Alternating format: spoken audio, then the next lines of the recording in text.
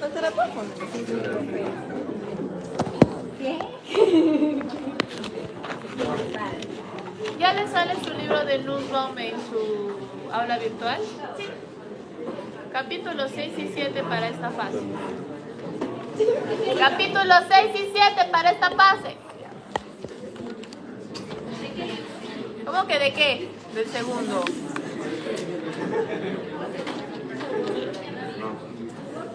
Ya.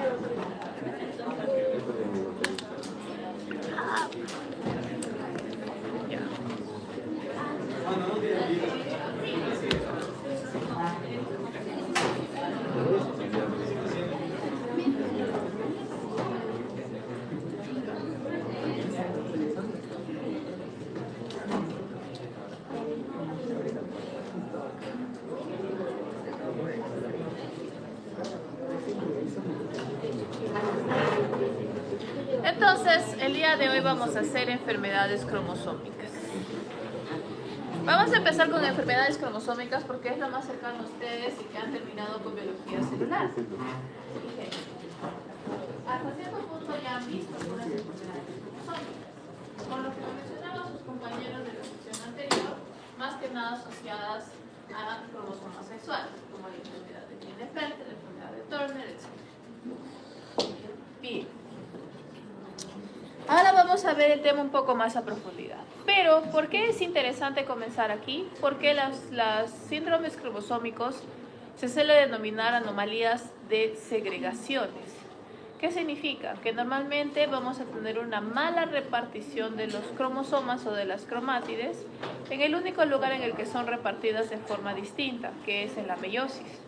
Significa de que cuando producimos los gametos va a haber una mala segregación de cromátides, lo que va a hacer que algunos tengan un cromosoma, una cromátide de más, una cromátide de menos, una cromátide con un crossing over erróneo, por ejemplo, lo que va a llevar a que cuando se fecunde este gameto con otro, en este caso femenino con masculino, y se empiece a gestar el embrión, vamos a tener entonces ya un problema en el número de los cromosomas, o también conocido como la dosis genética. En ese sentido, las enfermedades cromosómicas tal vez hayan sido descritas como tales mucho antes que el resto de las enfermedades genéticas, debido a que los cromosomas los conocemos antes que el ADN, ya que son visibles, ¿sí? ¿Cómo trabajaba Sturtevant con sus cromátides en las mosquitas? Fácil. Inducía a la reproducción celular o a la división celular, y durante el proceso de la mitosis lo paraba y abría las células. Como lo paraba a la mitad, podíamos ver los cromosomas antes de que se produciera la separación de los mismos. Podíamos contarlos. Aquí es donde se dio cuenta de que el genoma estaba compactado de forma heterogénea por mayor o menor actividad en los cromosomas, generando bandas de color. De ahí su nombre, cromo es color. Y por lo tanto estas bandas contenían diversos tipos de genes.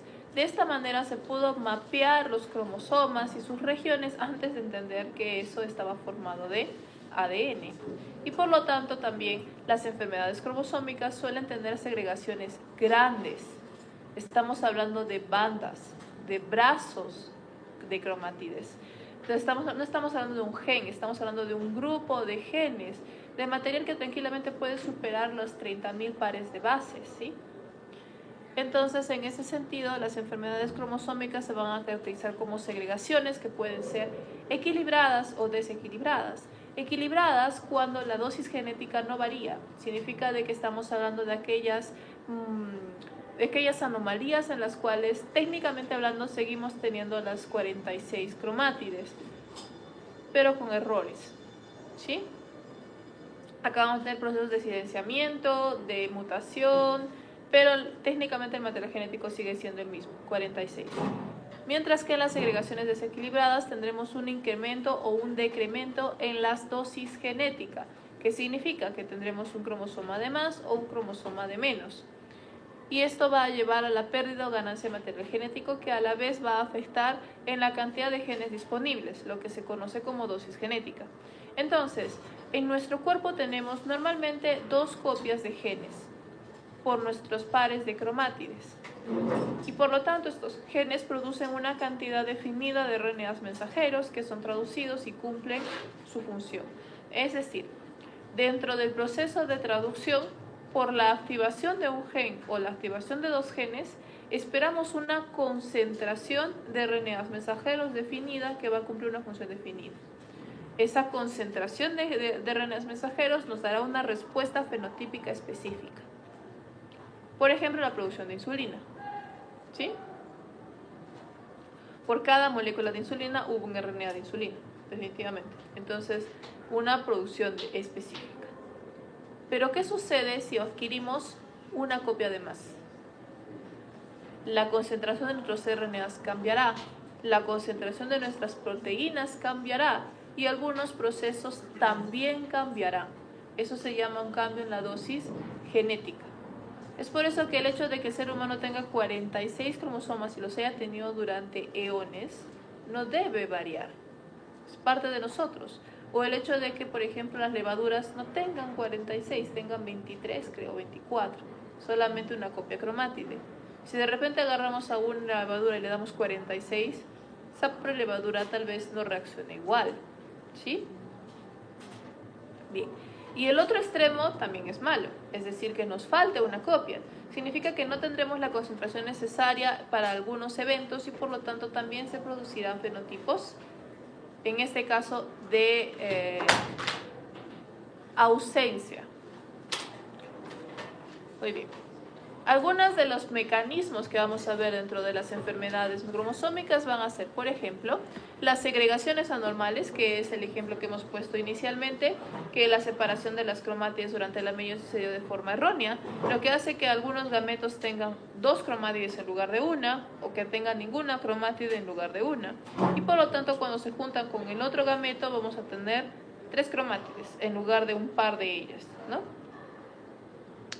Tenemos los síndromes recurrentes, que van a ser de lesiones recurrentes o repetitivas de gran tamaño en ciertos cromosomas, que lo que va a ocasionar fenotipos específicos. Las idiopáticas, como su nombre indica, siempre hay alteraciones, sean o no genéticas, que no tienen un inicio determinado, es decir, no se sabe si son familiares, no se sabe por qué ocurrieron, cómo ocurrieron, no hay factores causales, es decir, fue de novo, al azar, no se entiende por qué están ahí. Son las idiopáticas. Las familiares desequilibradas, que son las que van a ser pasadas de padres a hijos. Acá vamos a encontrar varias enfermedades cromosómicas sexuales. Y las de impronta genómica. Las de impronta genómica son un claro ejemplo de segregaciones cromosómicas equilibradas, porque la impronta no es un proceso propiamente genético, es un proceso epigenético. Y ustedes ya han visto la epigenética. Son esas modificaciones al ADN sin tocar el ADN. Es decir, acetilaciones, metilaciones, fosforilaciones, esas glucosilaciones que van a hacer modificaciones proteicas al ADN, sí, pero no van a modificar la secuencia como tal. Van a regular la expresión de los genes, ya sea para activarlos o silenciarlos. Y eso se conoce como impronta. Curiosamente, el perfil epigenético es posible heredarlo de los padres, ya que normalmente viaja con el genoma, también pueden heredarse estos patrones, lo que hace o que le otorga una capa adicional a la complejidad de la heredabilidad de ciertos caracteres. Dicho de otra manera, esa es la razón por la que se darán cuenta que el hijo primogénito, especialmente mujer, se parece más al papá, mientras que el segundo hijo, especialmente si es varón, se parece más a mamá. Es fenómeno de impronta. Realmente ustedes no encuentran una aberración, que es el hecho de que cada hijo sea 50% papá y mamá en diferentes caracteres heredables. Es horrible de ver. No, en realidad estamos hablando más o menos de un 13.5, de un 25.5 y así sucesivamente, ¿sí?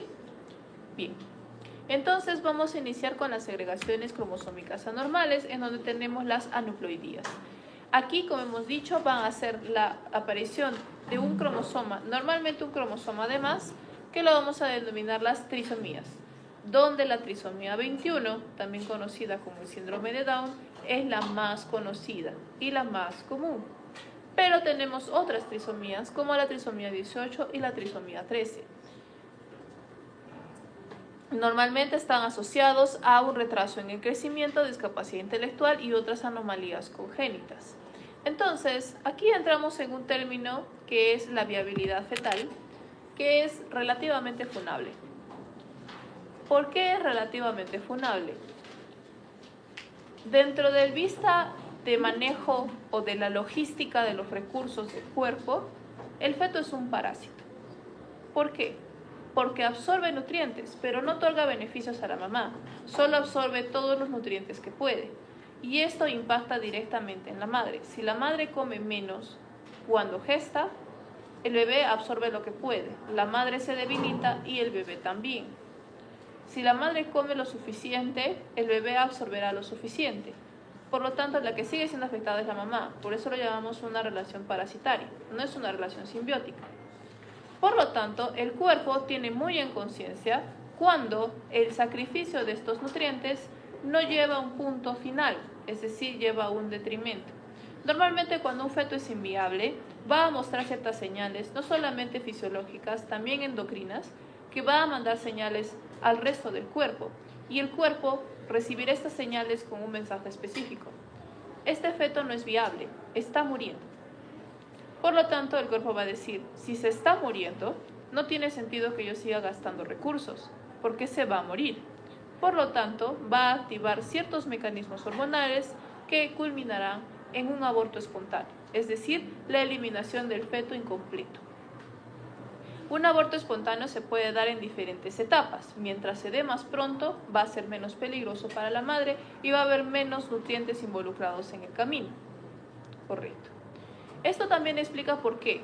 Es un mecanismo de defensa de nuestra propia especie, el hecho de que si bien acumulamos mutaciones, no tenemos criaturas que sobrevivan a demasiadas mutaciones. Morirán, a veces morirán antes de que los padres se den cuenta, porque es un feto inviable, ¿sí? Y esto se ha visto en la historia también. Y en la historia y en consecuencia, como está en la historia, en la ficción. Entonces, vamos a trabajar primero con la ficción. ¿Todos han visto Juego de Tronos? La gran mayoría. La Casa del Dragón está más bonita. Existe un mínimo común múltiplo entre estos, un común denominador. Y es el hecho de que los Targaryen son endogámicos. ¿Sí? No es poco aceptado en su sociedad. De hecho, es normalmente aceptado en su sociedad. Y esto se expresa de dos maneras. En primer lugar, la histórica trascendencia de la demencia intelectual entre los Targaryen. ¿Sí? El hecho de que están locos genéticamente. Es inevitable. Entonces, en este caso es uno. Y el otro es un tema que se trató más o menos en Juego de Tronos, se trató mucho mejor en la Casa del Dragón, y es que ciertos Targaryen, especialmente los que eran jinetes de dragones, no podían tener descendencia. ¿Qué pasaba con su descendencia? Especialmente si se juntaban con otro jinete o con otro Targaryen. Cuéntame. Bueno, hubo el capítulo de la última, en el último capítulo de la temporada 1 mostró que cuando Rhaenyra tuvo a su bebé, Procede, deforme, o sea, salió deforme, o sea, un medio dragón. claro, como un medio dragón, completamente deforme, aunque en la serie como que no lo mencionaron tanto, pero en el libro sí está que parecía como un dragón. Como un dragón, Sí, deforme. completamente deforme y así. Correcto. Es una alegoría. La capacidad de manejar un dragón o de ser un jinete no es más que una alegoría a un carácter recesivo. ¿Por qué? Porque no todos los Targaryen lo tienen. Solamente un jinete puede dar al nacimiento a otro jinete, ¿verdad? Significa, y también por lo que los hijos de la espesa, de la otra espesa de la amiga, parecían no ser jinetes. ¿Por qué? Está aludiendo a una característica recesiva. Significa que si nosotros juntamos a dos recesivos juntos, un jinete con otro jinete, estamos generando una endogamia muy elevada y lo vamos a ver en enfermedades monogénicas. Por lo tanto, hay mayor probabilidad de que sus hijos nazcan muertos o deformes, que lo interpretamos como si fuera nacido un dragón. ¿Sí? Eso es a lo que se refiere. Y La Casa del Dragón y Juego de Tronos está basado directamente en la época regente de 1600 al 1700, cuando teníamos a Luis XIV, cuando teníamos a Enrique VIII, entre otros. A estas alturas, las casas, que la mayoría en la Casa Borbón, estaban repartidas por todos los países. Es decir, las alianzas generadas entre príncipes y princesas básicamente eran alianzas entre primos hermanos, primos primeros, que son los primeros, y los primos segundos, lo que llevaba a una endogamia, quieran o no quieran. Cuando se producía una endogamia de este estilo, se dan cuenta de que la clásica historia que han utilizado de forma histórica y de forma de muchas películas es que el rey no puede tener hijos varones y solo tiene hijos mujeres. Lo que está detrás es de que el nivel de endogamia produce fetos varones malformes, especialmente con enfermedades asociadas a los cromosomas sexuales, que como solo tiene un cromosoma X no lo puede sostener y por lo tanto es un feto inviable y muere. Mientras que en el caso de los fetos mujeres tienen 2 cromosomas X, lo que hace que siempre hay una inactivación de uno de los cromosomas. Cuando el cromosoma X inactivado es el malo, queda el bueno vivo y por lo tanto los fetos mujeres son viables. Resultado, el rey solo puede tener hijas mujeres y todos sus hijos varones se le mueren. ¿Sí? Estamos entrando al mismo concepto, la viabilidad fetal. ¿Ok? Y hasta el día de hoy existe. Y a esto le agregamos una capa ética adicional interesante, que es el hecho de que ahora, gracias al cribado prenatal, podemos decirle a las familias, ¿no? ¿Sabes qué? Tu feto es inviable. Significa de que eventualmente va a haber un aborto espontáneo. O nace y a los meses va a morir. ¿Sí? Tiene tal malformaciones que no va a sobrevivir. Es un hecho, no va a sobrevivir. Yo le recomiendo a usted que acabe el embarazo ahora, que el feto es pequeño y que no representa, y que el aborto espontáneo no representa un riesgo a usted, que eso también representa un riesgo a la madre gestante. Obviamente, de los padres depende si aceptan el consejo o si no lo aceptan. Por eso se llama consejería. Lógicamente, detener un embarazo bajo esas circunstancias es lo que se conoce como un embarazo terapéutico y está aceptado en la política de muchos países, de casi todos, ¿sí? Porque la salud de la madre está en juego. El otro caso es de que los padres no hagan caso y dejen que el niño llegue a término y nazca. Ya nació. Si ahora lo quieren acabar, se llama asesinato, no término de embarazo. Ha habido casos, tanto en media como casos reales, en que los padres decidieron, por mucha idiosincrasia, a veces idiosincrasia religiosa, decir, saben que yo tengo fe, voy a dejar que mi niño salga a término y yo sé de que va a estar bien. Nace y no está bien. Directamente entra a ICU, no puede respirar por sí solo, está intubado, tiene que hacerse diálisis. Solo imagínense un bebé de este tamañito, recién nacido en diálisis, es impensable. Solo puede vivir con máquinas. Y a esas alturas no queda más remedio a esperar que ese bebé siga sufriendo en esa vida corta hasta que ya no responda a las máquinas y muera. No hay camino más allá. Ahora algunos padres dicen, ¿pero por qué no lo puedo dejar morir? Porque ya está vivo. O sea, ya no se puede. Ya no pueden cometer eutanasia. La eutanasia es ilegal. ¿Sí? Entonces, ese es un caso ético terrible. Y el otro caso ético terrible es cuando le dicen al padre la opción opuesta. ¿Sabe que sí, sus hijos tienen una cierta malformación, independientemente de cuál sea genética, pero eso no le va a impedir que se desarrolle de forma normal? Incluso en el caso de los chicos con síndrome de Down, su esperanza de vida es de 55 años. Con el entrenamiento adecuado, pueden hasta vivir su vida completamente solos, formando una familia, manejando un vehículo, teniendo un trabajo. Entonces, es posible, es viable. Es más difícil, sí, pero es viable. O sea, pueden trabajar con ello. Y los padres, a pesar de ello, deciden terminar el embarazo. Ese es el otro lado, están en su derecho, ¿no? Pero era un feto completamente viable. Ahora, Obviamente es preferencia que se diagnostique la trisomía 21 con un cribado prenatal para realmente ubicar una trisomía 21, porque antes se detectaba por ecografía. Es decir, se miraba en ecografía a partir del segundo trimestre, si no me equivoco, la forma de cabecita y la forma nuca, ¿sí? El famoso occipucio plano. Si lo observaban en ecografía, automáticamente decían el síndrome de Down. Lamentablemente, es posible de que de la siguiente gestación, eventualmente el niño nazca bien y haya sido un error ecográfico. Ya ha ocurrido casos en los que le dijeron a los padres que era síndrome de Down y cuando nace a la hora de la hora no tiene nada. ¿Sí? Esos casos también son complicados. Bien, entonces, ya que hemos establecido los criterios de una viabilidad fetal, vamos a ver que en el caso de la trisomía 21 la viabilidad fetal es la mayor. Es decir, como hemos dicho, tiene una esperanza de vida de hasta 55 años. Variable, vamos a ver por qué. Normalmente es la más común y es la más común porque ha sido la más reportada, ya que hay una mayor viabilidad. Tenemos de 1 en cada 850 niños. Este número es posible que varíe con las décadas, ya que nuestra tendencia está a tener hijos a mayoría de edad. ¿Sí? Entonces puede que este número se vuelva más pequeño y que sean más comunes. Normalmente se caracteriza por una cromátide 21 adicional y vamos a tener algunas características claras como la hipotonía, que es la dificultad del bebé a utilizar sus músculos. Algunas de las señales de Apgar es de que si le hacen cosquillas retraiga el piecito, que si le sueltan la cabecita trate de levantarse hacia arriba, que es un fenómeno reflejo, entre otras. Normalmente hipotonía es que no tiene estas respuestas cuando ya debería tenerlas, ¿no? Talla baja, piel laxa en nuca, pliegue palmar, clinodactilia, el occipucio plano, pliegues epicánticos, manchas de Brushfield que se observan en los ojos, especialmente en los ojos claritos, que son manchas cafés en el iris.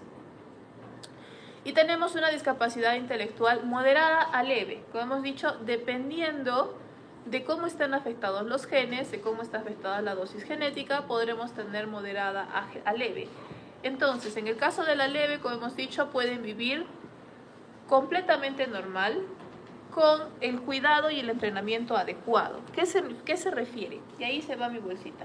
¿Qué se refiere a cuidado y entrenamiento? No te preocupes de ella, esto es lo que me tiene loca. Adecuado.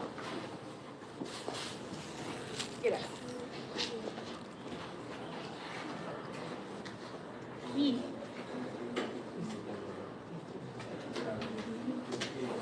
ya. Ya. Muy bien.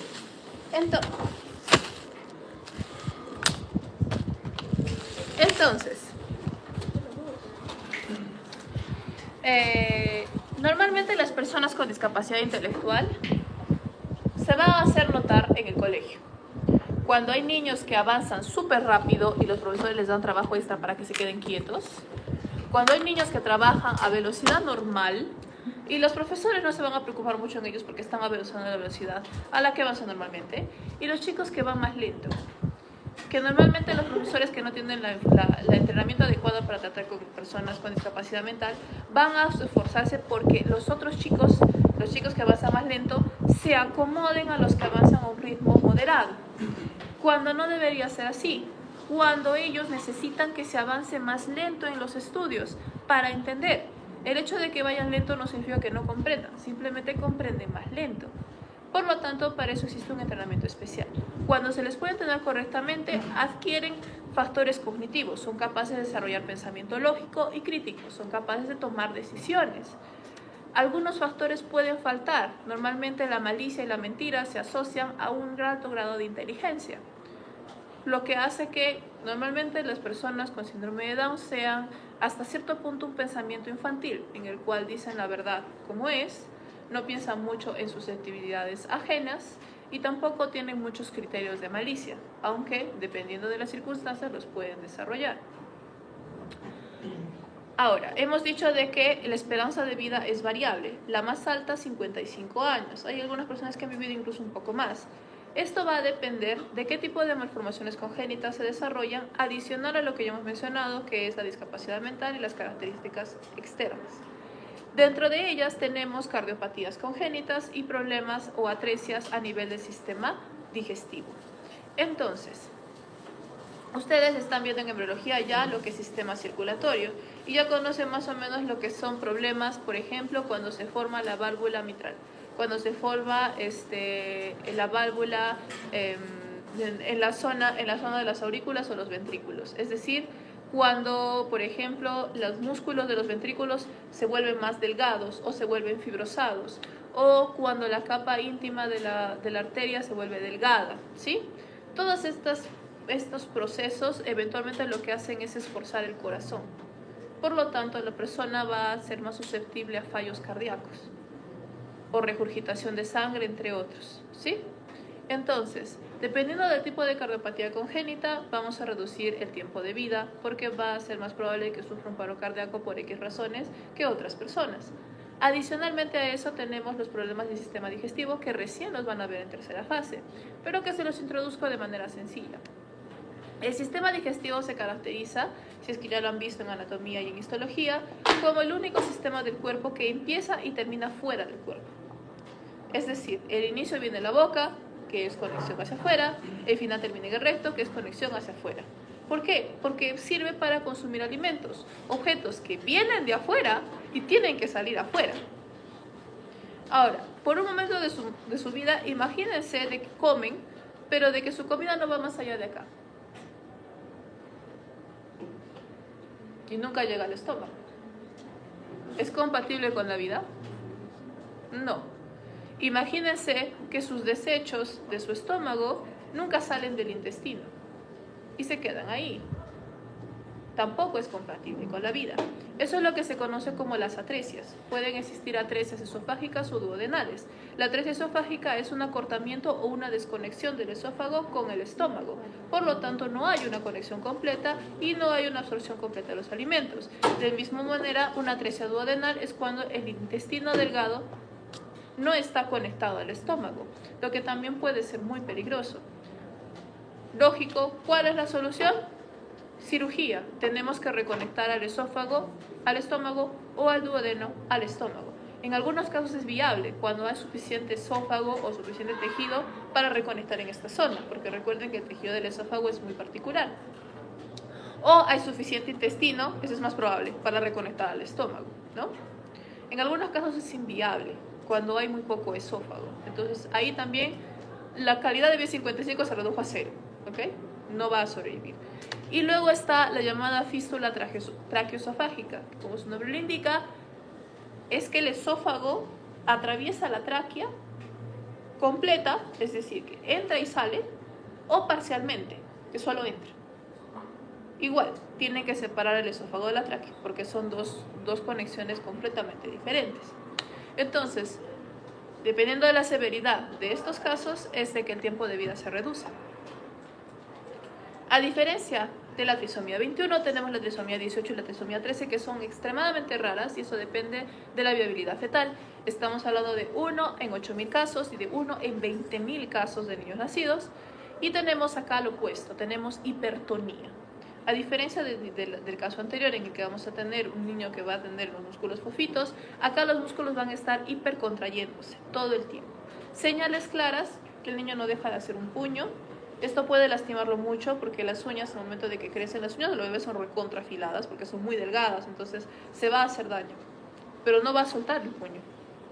O, si ustedes se fijan, cuando estiran sus pies no se estiran hacia adelante, se estiran así, por los mismos huesos y los mismos tendones, lo que se conoce como un pie en forma de mecedora, ¿sí? Entonces está tenso, ¿ok?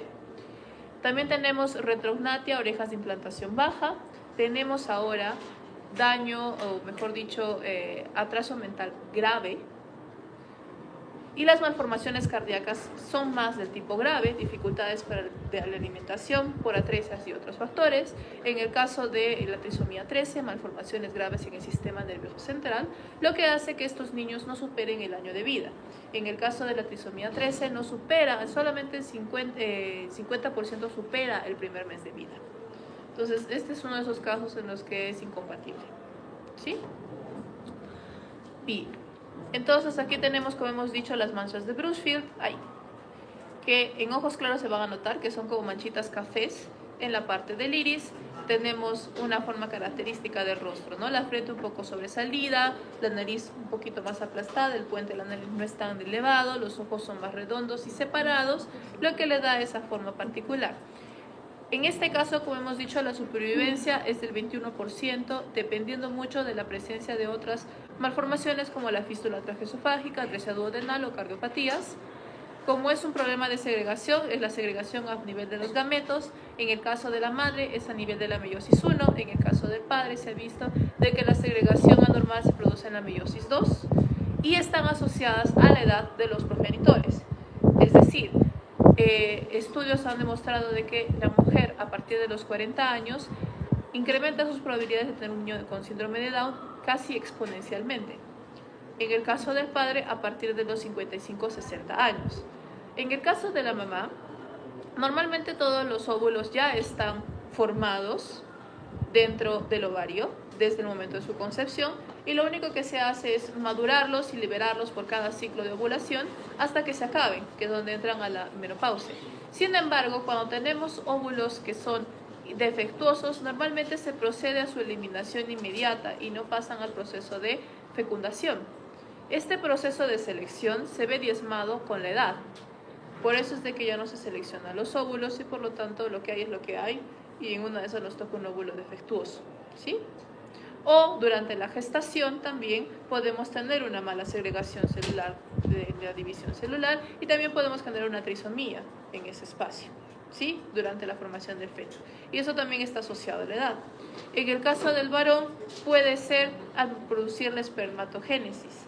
Los espermatozoides, a diferencia de la mujer, de los óvulos, sí se desarrollan de cero durante la vida del varón, porque en los tubos seminíferos tienen células progenitoras para las espermatogonias. Eso significa de que los espermatozoides se dividen constantemente y esa división también, como hemos dicho, es un arma de doble filo que puede llevar a la acumulación de mutaciones.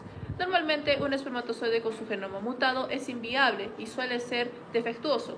Es decir, su cabecita no es triangular, su cola está doblada o no sirve o no puede moverse correctamente. Lo que, lógicamente, entre los demás espermatozoides sanos, lo va a dejar atrás en la carrera para fecundar al óvulo y no pasa nada. El problema es que a medida que el hombre envejece, cada vez más acumula estos espermatozoides defectuosos, lo que está ligado directamente a su infertilidad. ¿Sí? El hombre no deja de producir espermatozoides bien entrados los 70 años. Pero sus espermatozoides son completamente desastrosos, o sea, totalmente inviables, se vuelve infértil, ¿ok? Entonces, el hecho de que a mayoría de edad, si logra fecundar un óvulo, un espermatozoide defectuoso, es más probable de que se produzca una enfermedad genética o cromosómica. Uno de los casos interesantes es la trisomía 21 pseudoequilibrada, o también llamada el cromosoma robertsoniano, que lo que va a hacer nuestro cromosoma 21 extra es enmascararse, esconderse a simple vista, ¿sí?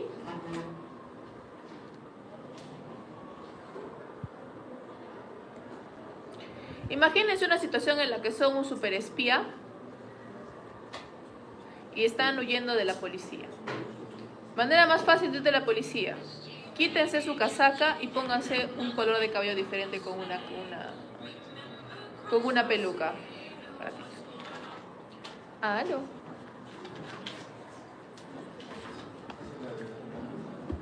Es que ya le he explicado a Ceci que tengo clases de teoría y Marco salió a las 12:30.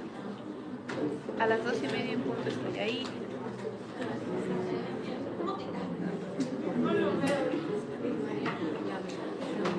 Porque igual no me van a dejar marcar mi salida antes. No puedo, tengo que marcar exactamente a las 12:30.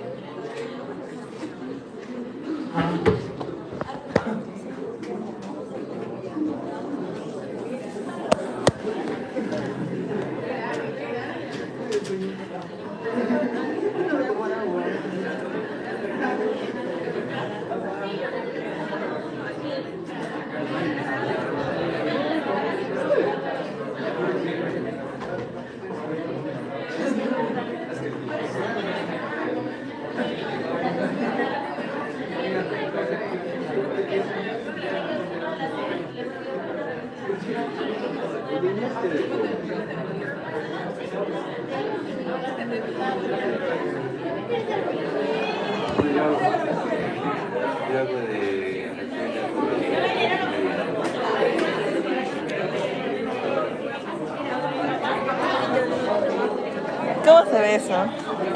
¿Cuál? Ahí, acá. Tiene 13. Cuando tú decía 20% acá. Ah, ya pues. Pero aquí dice pues 35.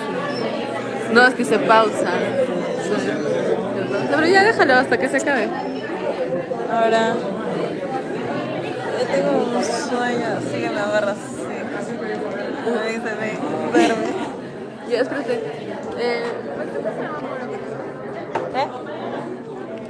Ponlo mejor en tu mesa porque de repente y haces así. Y dice 12. Y si está bajando, y ya cuando ya está en 3, 10. digamos, 3, no, 5, 3. O luego con mi celular, ya grabo con mi celular. Porque mi celular tiene 54. Si no da la Mejor para batería. esto. Si no da la batería, pues. ¿Qué pasa? ¿O sí pasa? ¿Qué pasa? A ver, conéctalo. Ya, a ver. Quiero ver Juego de Tronos. ¿Qué carga? ¿Qué pasa? Ah, ya. Ya, mejor. Si lo pones en tu mesa nomás.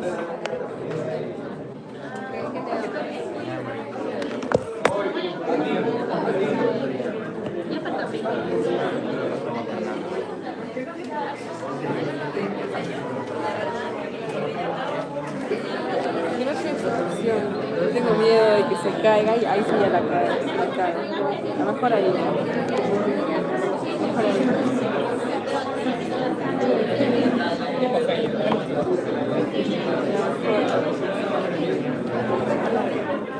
Como no tengo protección, tengo miedo. Ya.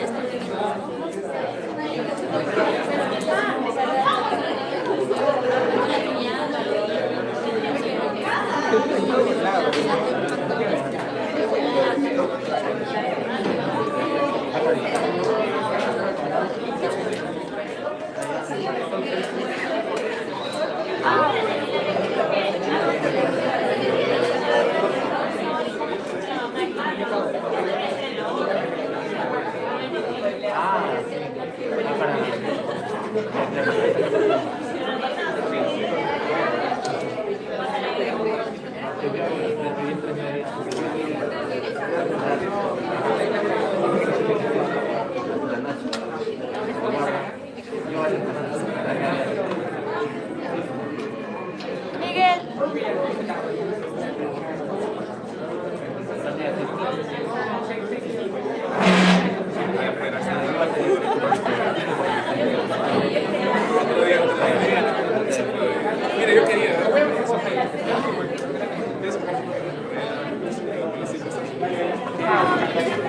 Tú haces hoy de 3:30 a 5. ¿Qué? Creo que es que me quiero colar a tu clase y ya no hacer en la mía. Le digo al doctor, es que es muy tarde. La mía es muy tarde. ¿Qué? Puedes entrar, sí, pero no hay espacio.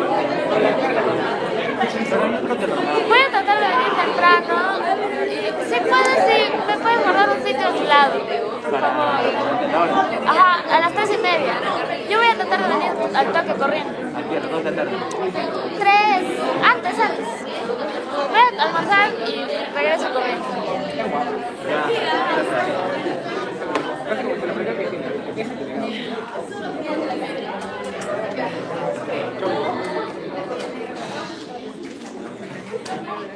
Entonces, la manera más fácil de escapar de la Interpol como agente secreto de la CIA es ponerse una peluca de color diferente y cambiar su casaca. ¿Por qué? Porque siempre lo usan porque ellos tienen una casaca tal y tienen el pelo tal.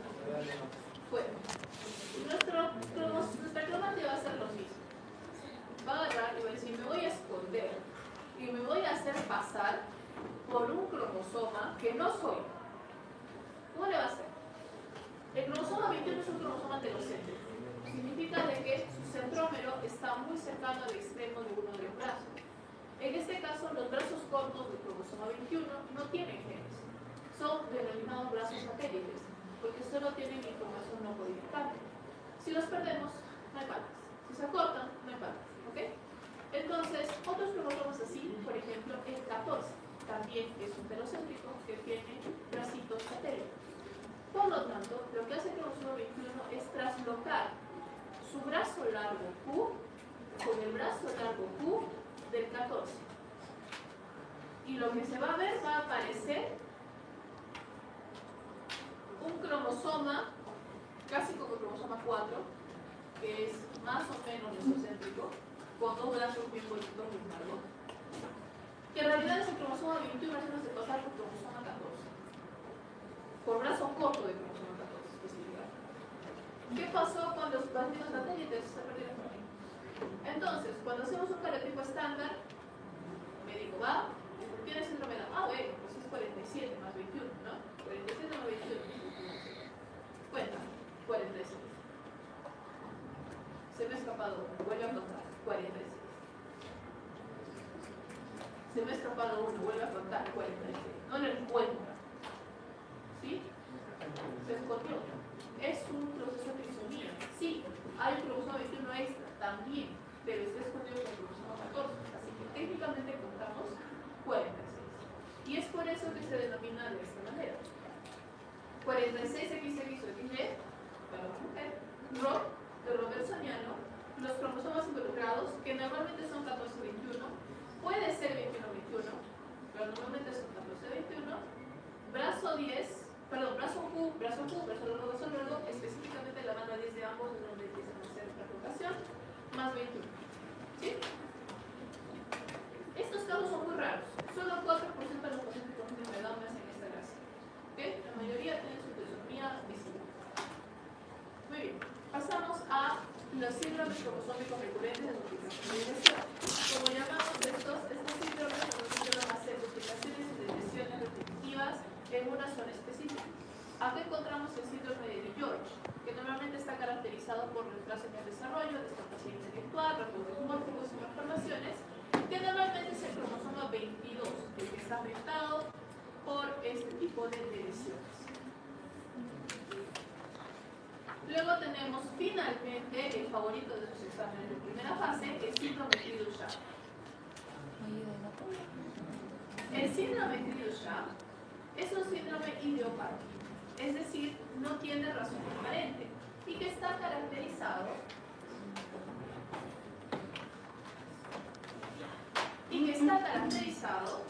por la delesión del extremo del brazo corto del cromosoma 5. Es decir, imagínense el brazo feo, brazo cortito. La banda píxel es la más alejada del telómero y esta se empieza a borrar. Empieza a borrar, digo, porque dependiendo de cuánto se borra de material, tendremos otros fenotipos adicionales. El primero que aparece y más característico es problemas en el habla y un llanto característico parecido al maullido de un gato bebé. Normalmente los bebés cuando lloran parecen gatos durante la época de vida.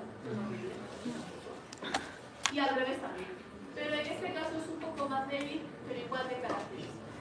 Otra característica es el retraso mental.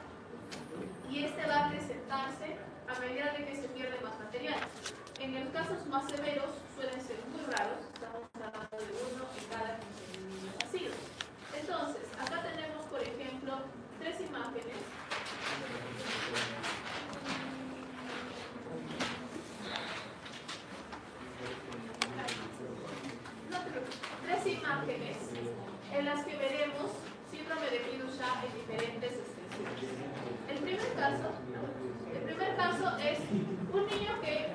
ante posibles apariencias, en realidad es una vista completamente normal de un niño. Todos los niños se ven así, como la imagen, feitos, bonitos,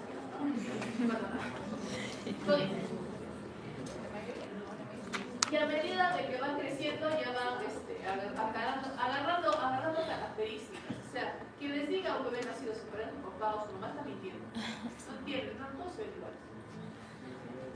Entonces, en este caso este niño, por ejemplo, solamente tiene las primeras mutaciones que afectan el habla y el oído de gato, es decir, la parte más alejada de la banda 15 del sistema. Mientras que en el caso, por ejemplo, de la segunda niña y la tercera, ya vemos diferencias.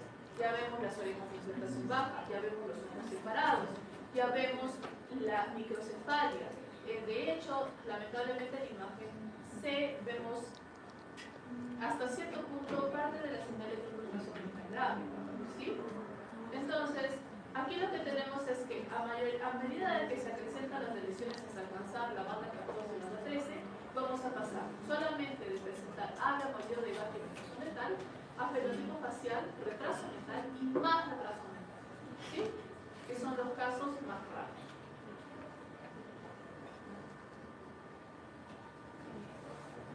Y finalmente entramos con los síndromes de displasia genómica, los cuales, como hemos dicho, van a ser procesos que afectan indirectamente al ADN y a su expresión.